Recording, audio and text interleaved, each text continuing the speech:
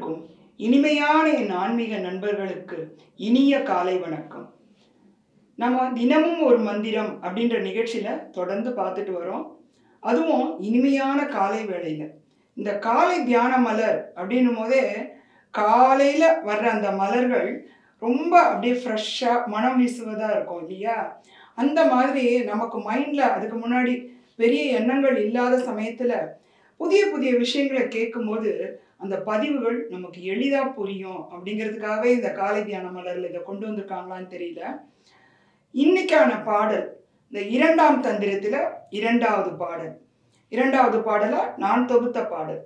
தலைப்பே ரொம்ப ரொம்ப பிடிச்சிருந்தது. அழகிலா விளையாட்டு. இறைவனின் அழகிலா விளையாட்டுன்னு சொல்லுவாங்க. நம்ம இந்த பூமியில வாழுறது, இங்க பிறந்தது எல்லாமே ஒரு விளையாட்டு தான். யாருக்கு? இறைவனுக்கு. நமக்கு தான் அது தெரிய மாட்டேங்குது இல்லையா? லைஃப் இஸ் அ டிராமான்றோம் ரொம்ப ஈஸியா. ஆனா நடிக்கிறவங்களுக்கு தான் தெரியாது எவ்வளோ கஷ்டம் அப்படின்ட்டு. இறைவனுக்கு அது விளையாட்டா தான் இருக்கு. இந்த அழகிலா விளையாட்டுல உள்ள பாடலை முதல்ல பார்ப்போம். முதற்கிழங்காய முளையாய் முளைப்பின் அதற்புதலாய் பலமாய் நின்றளிக்கும் அதற்கதுவாம் இன்பமாவது போல அதற்கதுவாய் நிற்கும் ஆதிபிரானே. முதற்கிழங்காய் அப்படின்னா நம்ம ஒரு செடி வைக்கிறோம். ஃபர்ஸ்ட் ஒரு விதையை போடுவோம். அதுல இருந்து ஒரு முளைச்சி வருது. முதல்ல அது முளைச்சி வெளியில வருது இல்லையா? என்ன வரும்? விதையிலேருந்து முதல்ல ஒரு சின்னதா 2 இலை வரலாம். அதுல இருந்து முளைச்சு அதுக்கப்புறம் அதுவே பெருசாகி நிறைய கிளைகளை விட்டு பூக்கள் பூத்து அதுக்கப்புறம் என்ன வருது? பழங்கள். முக்கியமா பழம் தான் நிறைய நமக்கு உபயோகமா இருக்கு. ஆனா தாவரங்கள இலையும் உபயோகமா இருக்கும், பூவும் உபயோகமா இருக்கும், பழமும் உபயோகமா இருக்கும். அந்த மாதிரி அந்தந்த செடிக்கு எது ஒரு பலத்தை கொடுக்குது, பலனை கொடுக்குது, அற்புதலாய் பலமாய் நின்றளிக்கும். ஒரு செடியை வச்சோம்னா அது முளைச்சி வரும்போது அது இலையா பலனை கொடுக்கலாம், காயா கொடுக்கலாம், இல்ல பழமா கொடுக்கலாம். அப்படி அதிலிருந்து ஒரு பலன் கிடைக்குதுன்னா அதற்கதுவாம் இன்பமாவது போல அப்படிங்கிறாங்க. அப்படின்னா என்னது? அந்த செடிக்கு அதை கொடுக்கறது தான் இன்பம். அந்த செடிக்கு எது இன்பம்? அதிலிருந்து வரக்கூடிய ஒரு பலன் தான் அதற்கான இன்பம். அதற்கதுவாய் நிற்கும் ஆதிபிரானி அப்படிங்கிற லாஸ்ட் லைன் தான் வழக்கம் போல நம்மளோட பஞ்ச் லைன். என்ன சொல்றாங்க? நமக்கு கடவுளுக்கு எது இன்பம்? லாஸ்ட் ஒரே லைன்ல தான் நம்மளை பத்தி பேச்சு இருக்கு. அதற்கதுவாய் நிற்கும் ஆதிபிரானே அப்படின்னா என்ன அப்படின்னா நம்மளை இதே போல இங்க அனுப்பி வைக்கிறார்.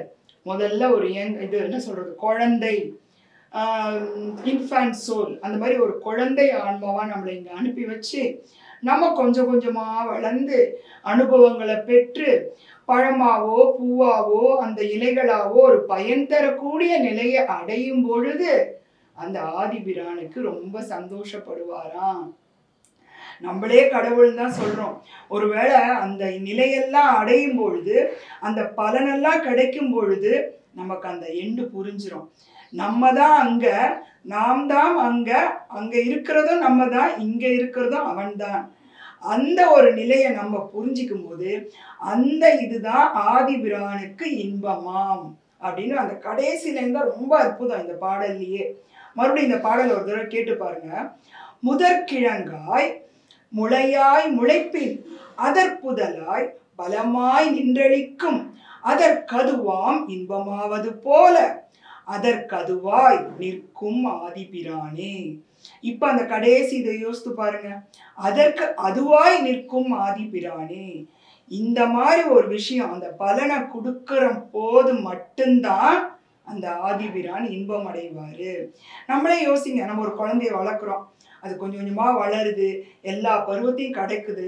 ஆனா அதுவே அதுக்கு ஒரு பலனை கொடுக்குற அளவுக்கு ஒரு நிலைக்கு போகும்போது ஒரு தாய் எவ்வளவு சந்தோஷப்படுவா இல்லையா?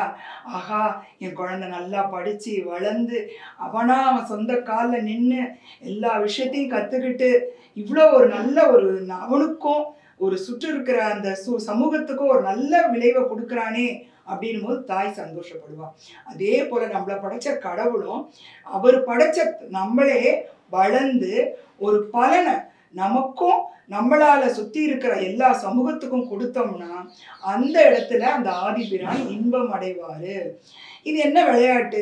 இவரே அனுப்ப வேண்டியது, அப்புறம் இவரே வளர்க்க வேண்டியது, அப்புறம் அதுல இருக்கிற கஷ்டமெல்லாம் நம்ம கஷ்டப்பட்டு தாண்ட வேண்டியது, அதுக்கப்புறம் அவர் அதுல இன்பம் அடைய வேண்டியது.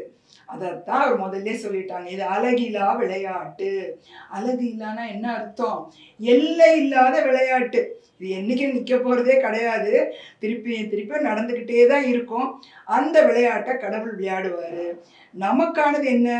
அதுல இருந்து நம்ம அனுபவங்களை பெற்று அவருக்கு இன்பத்தை கொடுத்து நம்மளும் இன்பமா வாழ்வோம். இன்னைக்கு இந்த பாடலை உங்களோட பகிர்ந்து கொள்ள வாய்ப்பளித்த PMC சேனலுக்கு நன்றி மாஸ்டர்ஸ்.